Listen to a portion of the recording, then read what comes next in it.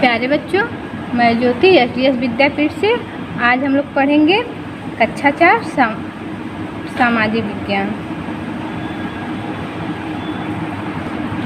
अध्याय 4 है भारतीय रेगिस्तान। अध्याय 4 में है भारतीय रेगिस्तान। आइए देखते हैं, उसके बारे में हम लोग जानते हैं।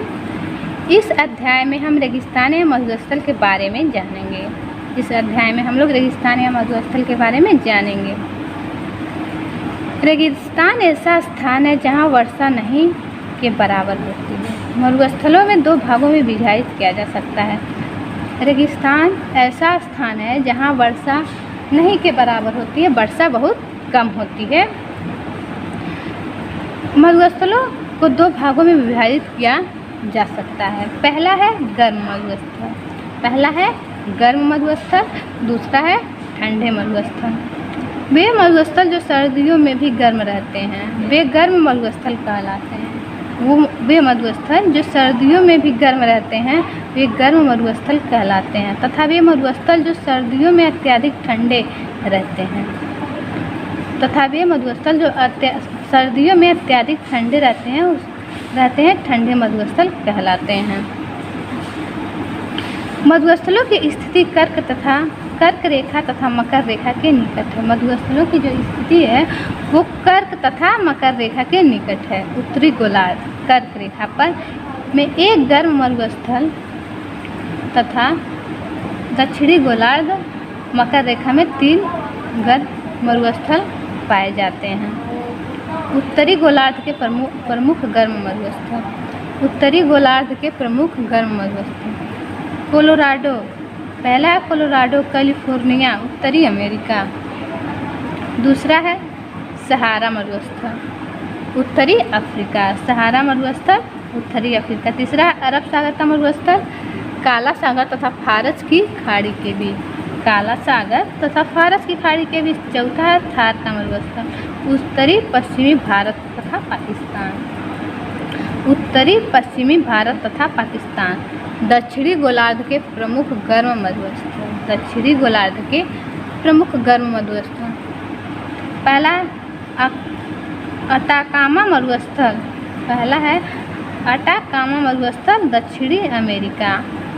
दूसरा है नामीबा और कालाहारी मरुस्थल दक्षिणी अफ्रीका। दूसरा क्या है नाबीमा और कालाहारी मरुस्थल दक्षिणी अफ्रीका। तीसरा है ऑस्ट्रेलिया का मरुस्थल। भारत का रेगिस्तान भारत के उत्तरी उपजाऊ मैदान के दक्षिणी में स्थित है। भारत के उत्तरी उपजाऊ मैदान के दक्षिणी पश्चिमी में स्थित है। राजस्थान इसी मरुस्थलीय क्षेत्र में स्थित है। यह मरुस्थल लंबाई में 5000 किमी तथा चौड़ाई में 200 से 300 किमी फैला हुआ है।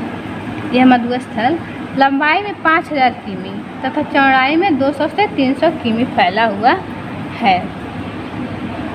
यहाँ वर्षा बहुत कम होती है। बहुत ही कम मात्रा में होती है।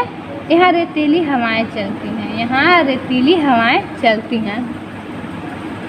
कभी कभी ये हवाएं आंधियों का रूप भी ले लेती हैं। वहाँ रेतीली हवाएं चलती हैं, कभी कभी वहाँ की हवाएं आंधियों का रूप भी ले लेती हैं।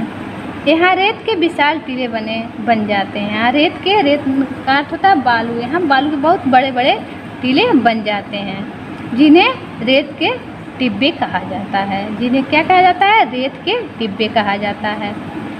यहाँ वर्षा का पानी पोखरे में एकत्रित हो जाता है। कहाँ एकत्रित होता है? पोखरे में एकत्रित हो जाता है। पानी की कमी के कारण यहाँ की नदियाँ भी सूख जाती हैं। पानी ना होने के कारण, कम वर्षा होने के कारण वहाँ की नदियाँ भी सूख जाती हैं।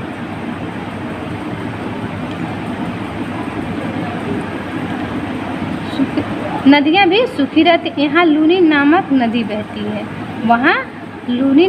बहती है। पानी की कमी के कारण यहाँ छोटे एवं कांटेदार पौधे उगते हैं। पानी के कमी के कारण वहाँ ज़्यादा बड़े बड़े नहीं, छोटे छोटे एवं कांटेदार पौधे उगते हैं। छोटे छोटे एवं कांटेदार पौधे उगते हैं। खजूर की पैदावार भी राजस्थान में ही होती है। खजूर की पैदावार राजस्थान में ही होती है। प्यारे बच्चों, आप लोगों को समझ में आया होगा। अध्याय 4 का कुछ भाग हम लोग पढ़ चुके हैं, कुछ बाकी है। अगले वीडियो में देखते हैं। धन्यवाद।